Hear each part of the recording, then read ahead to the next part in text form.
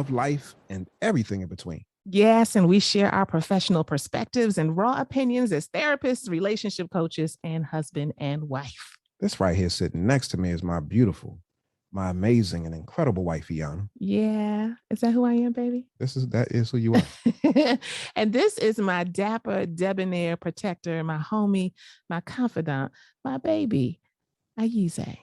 Ayize. So let's get into it, y'all. Today, we have a theme, and there's always a theme. And today, this one right here is a hot topic. We're talking about exes. Exes. How do we deal with exes? Oh my gosh. Anything come up for you when you think about exes, boo? Have you ever had any ex issues prior to me? Ex issues prior to you. No. And did we deal with any ex issues? We didn't really deal with no ex issues like that. I mean, we didn't really had that, but this is a problem that a lot of people have, like how to deal with, their ex, especially when it's kids involved and all kind of things like that. So I know that this is something that people really have a hard time with. And so the question for today is this. My husband's daughter is graduating from high school this year, and her mom / his ex-wife invited him to go with them on her graduation trip to Spain. You heard that right there? Invited him to go with them on her graduation trip to Spain. She has not remarried. It makes me uncomfortable. And my husband says he wants to have the experience with his daughter, but it's not just his daughter. Am I tripping? Wow. Am I tripping? So let me just say this. In the Black Love and Marriage Facebook group, we get lots of comments. And let me tell you something. People was not holding back, okay? They all was not holding back. So lots of folks had something to say about this. And one person said, in my opinion, it could or could not be about trust. For me, when there is a divorce and children and remarriage involved, it's a very, very thin line there. Yes, you have to be there for your children. But at the same time, respect your wife or your husband. There are boundaries that have to be set, okay? Somebody said, just to show the ex-wife that we roll as one, I say, don't even tell her that you're coming. Okay. Airfare for two, $1,900. One king size bed, hotel suite for husband and wife, $900. Matching luggage set. Let me find out you done priced the whole thing out. Matching luggage set, $799. The look on ex-wife's face when current wife shows up on the graduation trip and realizes they roll as one, priceless. Let me find out. So the thing that I think about when I read this question and I'm looking at some of the responses, is that like women, y'all be all up in y'all feelings about this type of thing. Oh, come on. Wait a minute. This is a woman thing now? I mean, I'm just really? saying, like, so it's the wife is, the ex-wife is inviting the husband, who is now married, to go on a trip to celebrate his daughter's graduation. And so the dad, the father, the husband wants to spend time. He wants to connect. He wants to engage his daughter. Connect with who?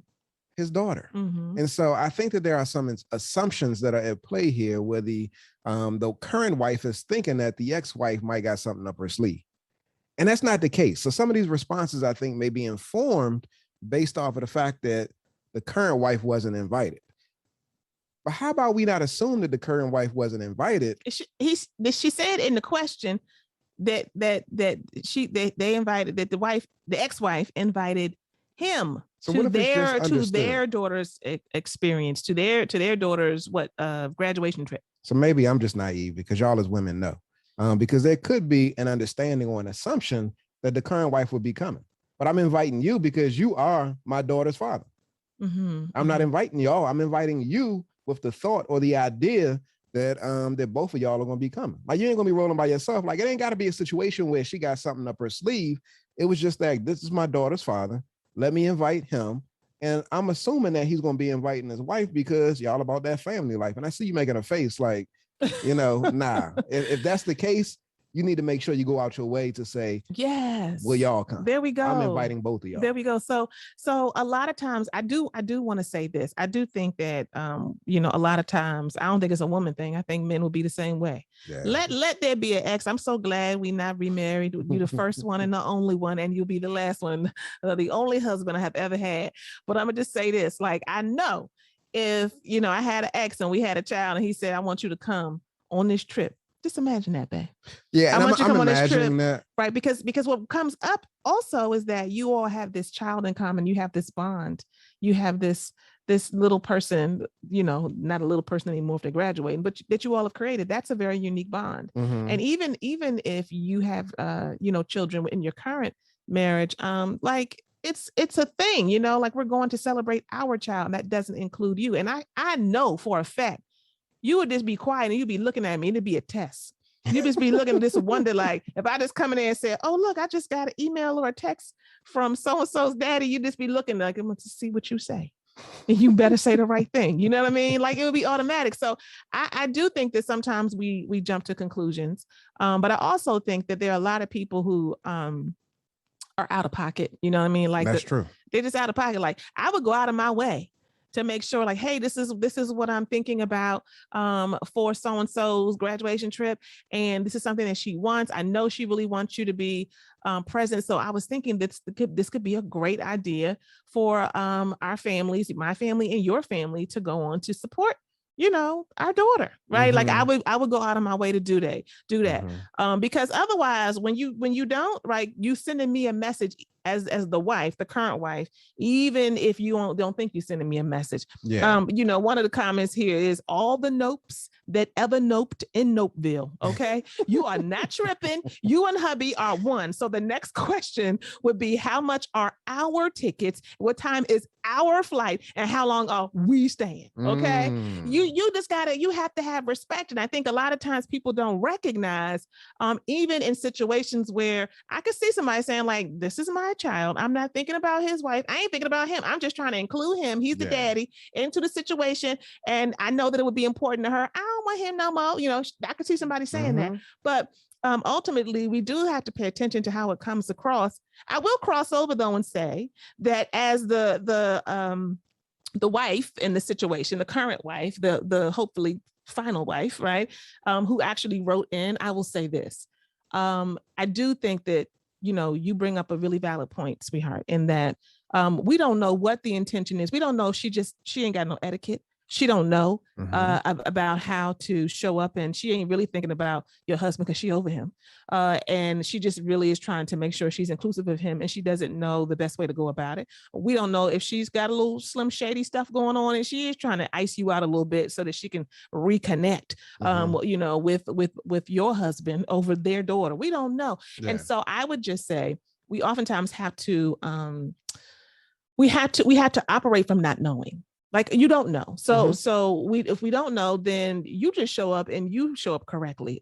Basically what the last person said in the last comment I read, we going, get our tickets. And I might even say like, hey, send her a message back and let her know, like, absolutely. I just talked to my wife and we think it's a great idea. We're going to start looking into our tickets, and then you just move on from there. But we can't allow ourselves, I think, to be pulled into some of the assumptions and the foolishness, because at the end of the day, all good, healthy, strong relationships, all good, healthy, strong marriages, they operate successfully and they maintain successfully because they do not allow themselves to be pulled into other people's paradigms. They have, right? Like those two people have a certain way they operate. So you might come a little incorrectly, but I'm not going to be moved that much. You might be a little foolish over here in terms of what you're saying, X, but I'm not even going to be moved that much because I know that my husband and I are going to be on one accord. Yeah. And I think the problem here, sweetheart, is that she said her husband says he wants to have this experience with his daughter. Like she said, am I tripping? She said, it's not just his daughter, right? Like he don't seem like he really understands that, like, you can't just leave me up out of this. And he may be also thinking like, because you tell me about this, a lot of times men are like, it's kind of uncomfortable. You know what I'm saying? Like my ex and then my current wife and then my daughter. And I just don't want all of that. I don't want to have to manage all that, deal with all of that. So it doesn't seem as though he's actually trying to include her in or understands that is a must. And maybe I got it wrong, but that's what I think. Yeah. So that is one of the things that definitely stood out to me. So her asking the question or her the ex inviting the husband, to me, like you mentioned a moment ago, there could be some slim shady stuff taking place. But the more important thing is how is it that we govern ourselves in our marriage? And so if you are considering going on this trip, husband, because you want to spend time and connect with your daughter, you're not considering the fact that you are married and you do have a wife and your wife wasn't invited, then to me, that's problematic because again, you're not prioritizing the relationship that you're currently in. Yes, you're thinking about your daughter, but what about your wife? And so you're sacrificing in many instances the sense of well-being, the emotional stability and certainty that your wife has, just simply because you're excluding her and you're focused on getting your needs met. But, one thing that comes to mind for me is that we don't know. It says remarried, but we don't know how long they've been married. We don't know the degree and the level to which you all are connected. And so to me, what this suggests is that you got some growing, bro. You got some growing that you got to do in order to understand like what you should be prioritizing in terms of showing up in your relationship with your wife. I definitely think that you should go, but you shouldn't be going empty armed. You should be going with your wife. And again, if you're prioritizing your marriage, your relationship, and you want to make sure that you're there for your daughter, again, it's important that you reassure your wife and you have her by your side. And so the answer to your question, when you ask, am I tripping? No, you're not tripping. You said, it makes me uncomfortable. It's the wife that's asking the question. Yeah, the wife is asking a question. Am I tripping? The answer is no, you're not tripping. And it's okay for you to feel uncomfortable. I think that what's even more important is that once you recognize that there's some discomfort that's present, that you all have a discussion, that you and your husband have a conversation and you take it up with him. And if this continues to be a repeated pattern of behavior, then y'all take it up with her. But as for right now, I think that you should discuss this thing with him because we don't know what the intention is. Again, the ex-wife could be thinking about you're going to be asking your wife to come with you. And so she might not even be on that tip. But real talk, like in this instance right here, I think that you need to have a conversation with him and express your concerns to him. Yeah, I mean, y'all, these comments, somebody said we ain't even about to have no peaches in her moments talking about reunited and it feels so good. Remember that song? Mm-hmm. And some folks, y'all not even giving all the details. They like, just have fun on your trip to Spain. Nope, we all go and pack your bags and join them. And I like this one. Somebody said, oh, I would just give her a call or send her a text and say, hey, I heard about the trip. This is a great idea. Anything you need help with? Right? Like, I'm just talking like, oh, for sure, I'll be there. Anything you need help with at all. So somebody said, all I got to say is, how do you say I'm going in Spanish? How do you say I'm going? But I think, again, somebody also asked the question, like, why couldn't he do something separate? Oh, somebody asked. You and your wife, y'all could be celebrating your daughter's accomplishment separately. But again, you also don't want to take away from you spending time with your daughter or you all spending time with your daughter in Spain either. And so that's a memory making experience. But I definitely think, as I expressed, that your wife should be included in that experience. Yeah. Somebody said, girl, please, it's his daughter's graduation. Stop being insecure. Somebody say you're being insecure. And so I think, that points to, somebody also said, feel confident in your marriage. Feel confident in your marriage. Hey, what's up, y'all? So we know you're enjoying the episode, but check this out, y'all. We're not just any old random couple that's coming on YouTube every week, just giving relationship suggestions and stuff like that. We're way more than that, y'all. We're trained therapists and relationship coaches. Yeah. This right here is my beautiful, incredible, sensational wife, Iana. And this right here is my dapper, debonair husband, Ayize. So y'all, we just want you to know that there is more. We don't want you to just be a spectator. We want you to get in here with us and join our community. We have all kind of folks who are doing their personal work, their relationship work. We have sister circles and men's lounges and trainings, and we address all kinds of things from infidelity to disconnection to communication issues and sex and intimacy issues. Look, the solution is at blandcore.com. Join us. And here's the thing, y'all. Here's the thing. I think that, if that were me, I know for sure, like for real. And some people y'all might be listening like, oh, really, boo? Yeah, I'm for real. Like, I trust my husband 1000%. We have lots of history. We go way back. We are high school sweethearts.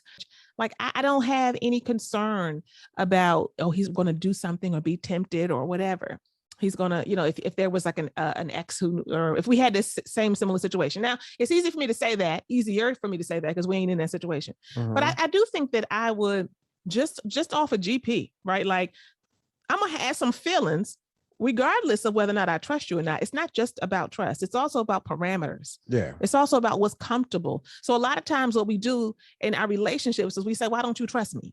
Why do you think there's going to be something going on? It doesn't have to be about that. Mhm. And people will respond oftentimes and say, well, it's not that I don't trust you. I don't trust her. I trust you, but I don't trust him. And the reality is that you can trust your partner and be secure in your relationship, but also know that certain things make you uncomfortable. Why does it make you uncomfortable? That would be the next question as a therapist that I would ask. Why? Well, why does it make me uncomfortable? Well, let me just say this. You know, you all have history. And so when you are around someone and there is history, then there is a certain energy that's there. Do I think that y'all are going to do anything with that energy? No, I don't think so. But I don't even want that percolating. Not because I think you're going to do anything with it, because I don't want that entering into the atmosphere of your spirit and in our relationship. I don't want that hanging over me. I am a human being. And so perhaps I might be, you know, thinking about the fact that, okay, he just got there. What they doing now? I know he ain't doing nothing, but I find myself kind of a little more consumed than I normally would be. And so to the person who made the comment and said, well, again, like I said, you're insecure. I think that there is a distinction to be made between someone who is just a straight up insecure person and people who are in relatively healthy relationships and have a relatively healthy sense of self. And there are natural insecurities that can come up, and you can either cultivate the ground that those insecurities would then, grow from, or you can, like my husband likes to say all the time, you can just avoid it. You don't even have to go there. Like, it's not necessary. Like, why do we need to even create that atmosphere? Is there going to be something that's taken away from the daughter if I go as current wife? Will she still be able to get what she needs? Okay, great. Then I don't need to bring that energy into my spirit and into my relationship. And so there are natural kinds of feelings that we'll all have as we go along in our relationships, even though we are grounded and secure and generally in a healthy relationship. So I don't think it always comes down to, oh, you just being insecure. Like, it makes me uncomfortable. And you should be able to honor that inside of yourself and ask your partner to honor that, unless there's something that I'm missing. Yeah, you're absolutely right. And what I would also add to that is, it's important when you're in a space and you're attempting to establish a healthy relationship, you're attempting to strengthen your marriage, that one critical and key component is you all both establishing rules of engagement. And so these rules of engagement can be around how you all deal with outside interference, because it's going to be present. So in this situation right now, it's the ex-wife, but it might be your mama in them. It might be your coworker. It might be your boss. It could be anybody. And so there should be some rules of engagement that are present in your relationship when you're dealing with outside interference. And so in this situation right here, again, the onus and the emphasis should be on the conversation that the two of you have. Husband and wife should be talking about how they deal with X. Now, this should have probably been a conversation, not probably, this should have certainly have been a conversation prior to this point right here. How are we engaging next? Because prior to this point, there's a good chance that they were birthday parties. There were good chances that there were probably other out-of-town excursions. And so how do you negotiate that experience? And again, if you don't have those rules of engagement in place, then it gets kind of muddy. And so I get the fact that this is a big deal because she graduated. But even in the midst of her graduating, it doesn't mean that y'all throw y'all rules by the wayside. Right. It's important that you have boundaries in place, expectations in place, and ways in which you all govern yourselves accordingly to show what is the priority in a relationship. And if the priority is your marriage, then again, you should govern yourself and act accordingly. Yeah, that's good. Somebody said it's not a distrust thing; it's a respect thing. That's it right there, y'all. It's a respect thing. It doesn't have to do with trusting or not trusting. You can say that doesn't feel right to me. It seems a little out of pocket. It seems, like it doesn't come across well. I say that a lot of times. It doesn't convey well. That doesn't come across well. I know it ain't nothing with it, but it don't look right. I can just say that it don't look right. I don't like that. It doesn't pass the smell test. It don't pass, not because I think there's anything legitimately that's going to be going on, but because it doesn't meet my standards. And I love what the sister said in the comment. It's a respect thing. It's not a distrust thing. So the bottom line, y'all, is that when we're talking about exes, that you must start within your household. You must know what your rules of engagement are. You must define them. You must talk about them. You must negotiate them, and you must get clear about them. And we always say, write it down, put it somewhere, type it up, print it out, put it in a little frame. Go to Walmart, get a frame, put it in your bedroom somewhere. Because I tell you, when you find yourself in certain situations, sometimes people forget the rules, forget what, like, oh, we did say that, right? And it allows us to have some guidance along the way. At the end of the day, y'all, none of this stuff really matters if you don't apply it. So we just encourage you as you continue on your journey to remember that it's okay to have some boundaries, right, babe? Absolutely. It's okay to say that doesn't feel respectful to me. That feels out of pocket to me. I want something different. And it doesn't have to be a negotiation around, do you trust me? Do you not trust me? Whatever. It's about what is the standard we are setting for ourselves. And we need to be in alignment and on one accord with that. This has been another episode. We see you next time, guys. Peace, y'all.